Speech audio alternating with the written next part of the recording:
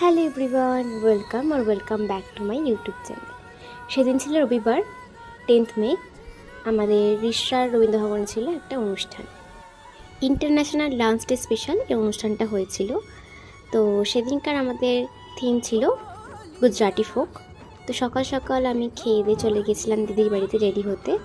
তো গিয়েই ফার্স্টে আমরা মেকআপ করতে বসেছিলাম, তারপর ড্রেস পরে বাকি যাবতীয় অর্নামেন্টস পরে রেডি হচ্ছিলাম। তো যথারীতি প্রত্যেকবারের মতো আমি আর রিম্পাদি শেষে রেডি হচ্ছিলাম। সবাই বেরিয়ে গেছিলাম, আমি আর ও মিলে হাসাহাসি করছিলাম, কারণ আমরা অর্ধেক জিনিস কিছু বুঝতে পারছিলাম না, ভুলভাল পড়ছিলাম। পৌঁছে যাওয়ার পরেই শুরু হয়ে যায় আমাদের নাচ।